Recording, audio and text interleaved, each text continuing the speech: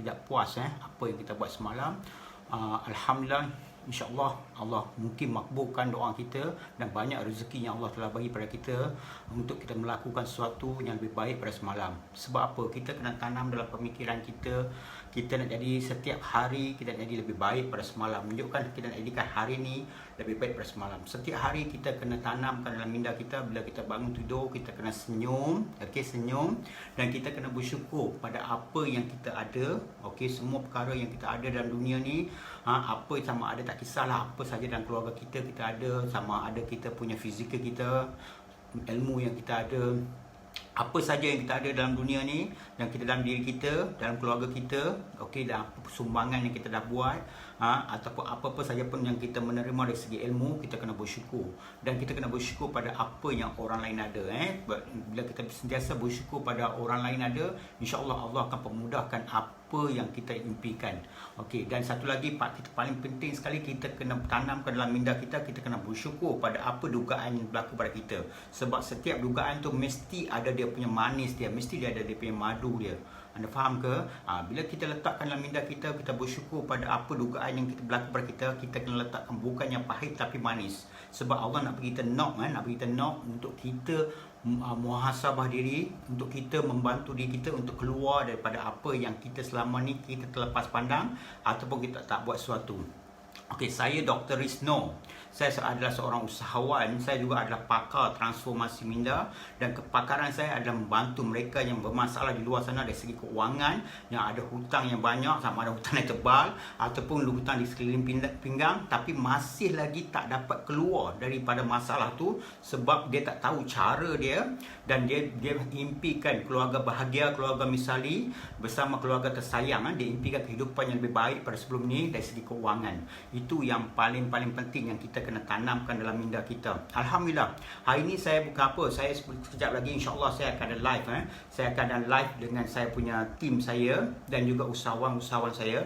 Sebelum saya live, Allah bagi saya signal yang mana saya wajib ataupun saya rasa saya terpanggil untuk berkongsi ilmu dengan anda semua.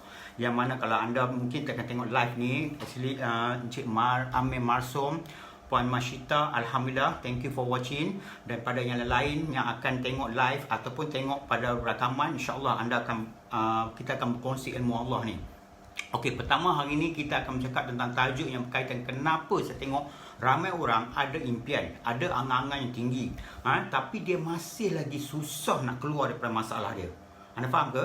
Dia masih lagi susah nak keluar daripada masalah dia, dia masih lagi terkial-kial. Dan kenapa benda ni berlaku, dan apa cara yang dia tak nampak tentang diri dia yang menyebabkan dia masih sangkut, dan kenapa rezeki tu tak datang pada dia, ataupun apa yang dia impikan tu dia tak jadi kenyataan lagi. Pertama saya nak sedarkan pada diri saya juga, dan sedarkan pada siapa saja yang dengar dalam majlis ilmu ni. Pertama, kita sentiasa bercakap tentang pemikiran kita sentiasa bercakap tentang sibuk. Kita banyak sangat sibuk. Kadang-kadang bila sesuatu perkara kita nak buat tu, kita ada orang ataupun apa-apa yang kita nak keluar daripada masalah tu, kita sentiasa letakkan dalam minda kita sentiasa sibuk.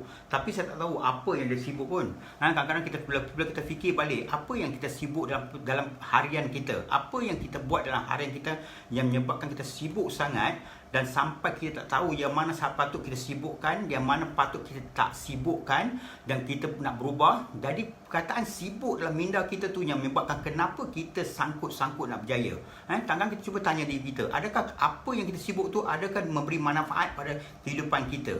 Cuba tanya tu. Kita kena buat kita kena postmortem. Kita kena analisa tentang kehidupan harian kita. Sebab kita tak perlulah tengok postmortem tentang orang lain. Kita tengok tentang diri kita yang kita buat harian, aktiviti harian yang kita buat tu, adakah aktiviti harian yang kita buat selama ni yang dah berjaya mengubahkan diri kita atau memberi hasil yang kita impikan, menunjukkan kita nak kaya di dunia, kita nak kaya di akhirat. Kalau kita sentiasa sibuk pada benda-benda perkara-perkara yang tak manfaat, itu yang menyebabkan kenapa kita masih di takut yang lama.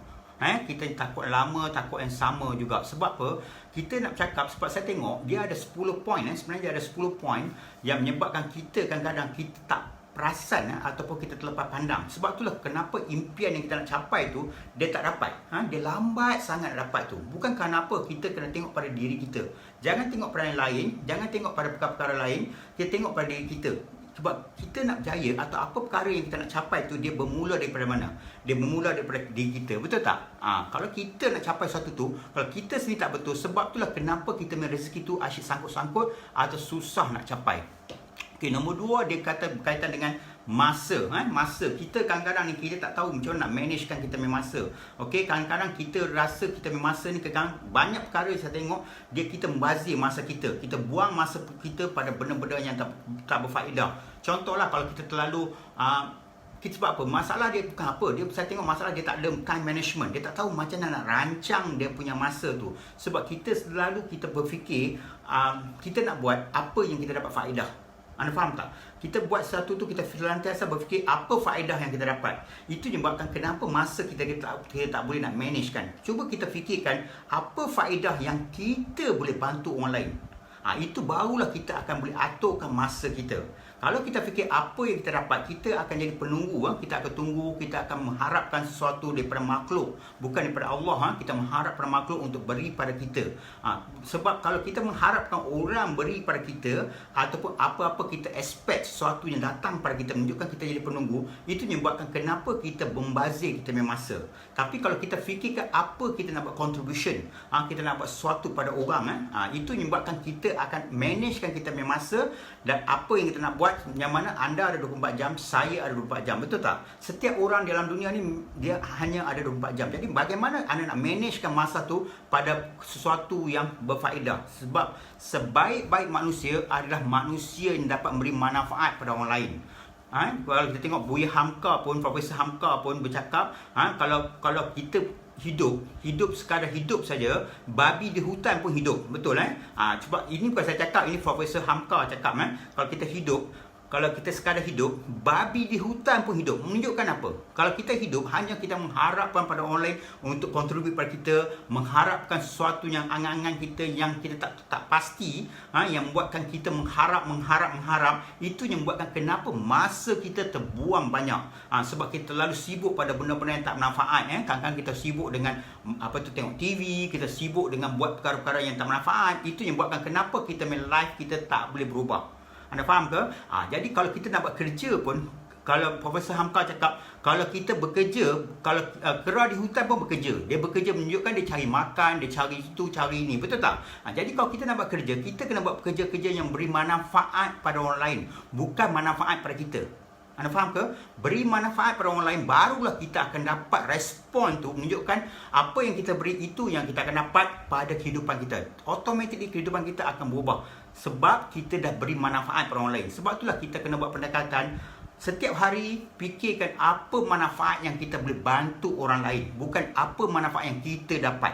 Kalau kita fikir sesuatu yang apa manfaat yang kita dapat, itu yang menyebabkan kenapa kita akan sentiasa sibuk dan kita akan buang masa.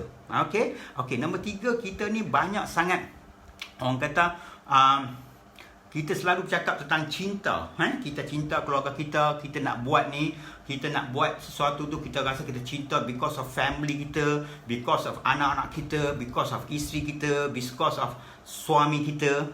Kita nak buat, orang kata big why itulah yang selalu saya sebut sebelum ni, tentang big why. Kenapa kita nak majukan diri kita? Sebabkan kita nak bagi kehidupan yang lebih selesa pada diri kita, pada keluarga kita. Tapi kita tanya pada diri kita, kalau kita kata cinta, betul-betul cinta pada diri kita, pertama sekali kita kena tengok apa kita punya all out, ataupun apa kita punya contribution, apa yang kita buat betul-betul yang kita sebutkan perkataan cinta tu, yang kita nak merubahkan hidup keluarga kita. Adakah kita dah berkorban gila-gila, menunjukkan kita berkorban dari segi apa yang kita impikan? Kita tak pandang ke belakang, kita terus maju ke depan, kita buat 100%. Ataupun kita hanya bercakap saja, tapi kita buat 40%, 30%. Anda faham tak? Menunjukkan, katalah sebagai contoh, big why saya nak ubahkan kehidupan keluarga saya nak ubahkan kehidupan isteri saya nak ubahkan kehidupan anak-anak saya. Saya nak berkorban nak ubahkan kehidupan orang di sekeliling saya, adik-beradik saya, masyarakat. Jadi menunjukkan bila kita bercakap tu, menunjukkan kita cinta. Kita cinta sebab Allah suka kita membantu orang lain, kita contribute pada sesuatu yang beri manfaat pada orang lain. Jadi bila kita dah cakap kita cinta pada keluarga kita, kita cinta pada apa yang kita impikan, kita wajib kena buat 100%. Kita tak boleh buatlah 30%. Sekejap lagi bila ada dugaan, kita dah goyang. Kadang-kadang bila pressure datang, kita dah goyang. Itu berlaku, ini berlaku. Itu menyebabkan kita tak 100% cinta. Kalau kita nak buat, kita deliver the best. Menunjukkan apa kita cakap, kita kena, tindakan kita pun mesti 100%. Bukannya kita bercakap lebih, tapi tindakan kita hanya kecil saja. Itu yang buatkan kenapa kita tak dapat apa yang kita impikan. Anda faham ke? Okey, nombor 4, tadi nombor 3. Nombor 4 adalah kita bercakap tentang rezeki tak salah alamat. Kita bercakap tentang rezeki tak selamat. Kan kita pernah dengar orang cakap rezeki tak pernah selamat. Tapi pemikiran masalah kita ni, kadang-kadang kita sentiasa fikir, tak apalah, hari ni bukan rezeki aku, mungkin satu hari rezeki aku. Hari ni hari dia, mungkin satu hari aku. Thinking itu menunjukkan kita betul, kita ada sifat bersyukur. Tapi masalah dia ialah kita tak analisa. Kita analisa sebenarnya kita tak boleh fikir dari segi rezeki tu tak salah alamat. Menunjukkan kita ni akan pengharapan kita akan harap satu hari rezeki itu akan datang pada kita. Sebenarnya saya nak tanya soalan ni, adakah kita dah betul-betul all out untuk mendapatkan rezeki itu? Itu soalan dia. Sebab sama ada dapat tak dapat tu bukan kerja kita, kerja Allah. Tapi tanya pada diri kita, adakah kita dah 101% ataupun 1000% yang kita dah all out untuk capaikan rezeki itu? Itu adalah yang paling penting. Sebab apa? Kenapa kita tak dapat rezeki? Kenapa kita selalu cakapkan rezeki tak salah alamat? Sebab kita hanya nampak dari segi dia tajuk dia saja. Tapi dari segi intipati dia, kita tak buat. Menunjukkan rezeki tak datang pada kita bukan kerana kita ni tak ada rezeki. Sebenarnya rezeki tak datang pada kita sebab kita salah alamat. Maksud dia, kita tak letakkan diri kita pada apa yang kita impikan tu 1000% ataupun 100%. Kita hanya letakkan usaha kita hanya 10%, tapi kita expectation kita tu terlalu tinggi. Kita terlalu tinggi dengan banyak benda-benda yang khayalan, banyak benda-benda yang imajinasi dia terlalu tinggi. Dia mengharapkan sesuatu datang pada kita, tapi sebenarnya kita ni tak ready. Sebab itulah kenapa Allah tak bagi rezeki pada kita. Kita dah buat macam-macam matlamat, dah bertahun-tahun matlamat kita buat. Kita rasa kita dah buat banyak sangat benda. Sebenarnya kita tak buat pun. Sebab lagi banyak kita belajar, lagi banyaklah kita kena tak tahu. Lagi banyak kita belajar, lagi banyaklah tindakan kita kena buat. Tapi masalah yang berlaku sekarang ni adalah kita hanya pegang pada tajuk saja, tapi intipati tu kita tak buat 100%. Anda faham ke?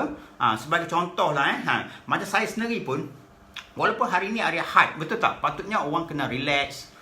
Jadi saya datang pagi-pagi, saya datang ke office. Ini office saya datang ke office. Kenapa saya datang ke office pagi-pagi? Dengan keadaan t-shirt saja. Saya tak pakai pakaian yang formal, saya pakai t-shirt saja. Kerana salah satu sebab adalah saya fikir apa saya nak contribute. Apa yang saya boleh contribute pada ramai orang? Anda faham tak? Apa yang saya boleh contribute? Saya kena fikir setiap hari apakah sedekah yang kita boleh buat? Apa yang kita boleh contribute? Bila kita nak capaikan sesuatu matlamat tu, sebab tujuan kita nak capai tu, apa matlamat kita nak capai? Contoh bagi saya nak saham akhirat. Sebab itulah kenapa saya buat live, saya share ilmu dengan anda.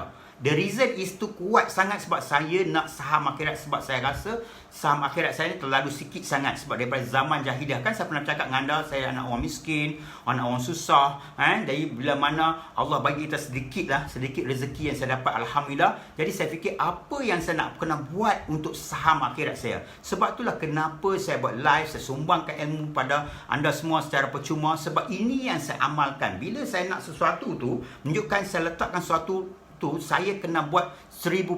Saya kena contribute 1000%. Saya kena all out more than 1000%. Ataupun orang kata memang orang kata tahap maksimum lah. Itu yang buatkan kenapa kita rasa semangat, kita rasa keyakinan kita rasa bertenaga. Sebab ini semua adalah Allah bagi. Sebab kita berpaksi pada Allah, bukan manusia. Sebab itulah saya kata kenapa salah satu sebab kenapa kita tak boleh berjaya. Sebab kita punya deliver kita sikit, tapi expectation kita tu terlalu tinggi. And then nombor 5 adalah kita ni suka menangguh. Suka menangguh. Bila kita nak sesuatu tu, kita nak cepat. Tapi bila kita nak contribute tu, kita suka menangguh. Kadang-kadang benda-benda perkara tu kita kata nanti dululah, kemudian boleh buatlah. Kita bagi perkara-perkara yang tak priority pada apa yang kita impikan. Anda faham ke? Bila kita ada sifat-sifat suka menangguh ni, menunjukkan automatically kita dah tahu sebenarnya kita tak buat all out. Anda faham tak? Bila kita dapat all out, sebab itulah rezeki datang, kita pun tak all out. Kalau rezeki datang pada kita pun, dia tak lama. Dia tak kekal lama. Lepas tu dia akan hilang begitu saja. Sebab itulah kenapa kita sentiasa mencari. Sebab mind kita hanya fikir apa yang kita patut dapat, bukan apa yang kita boleh sumbangkan. Bila kita fikir apa yang kita patut dapat, sebab itulah rezeki tak akan kekal dengan kita. Ini adalah salah satu yang mana 5 faktor. Dia ada 5 lagi. Tapi 5 faktor ni sebenarnya kita cuba muhasabah diri kita. Tengok diri kita, apakah yang dalam 5 faktor yang kita sentiasa bagi alasan dari segi sibuk lah, dari segi masa tak ada lah, dari segi cinta kita dengan keluarga kita. Kita memang cinta, kita buat ni untuk keluarga. Tapi adakah sebenar-benarnya kita buat all out untuk keluarga?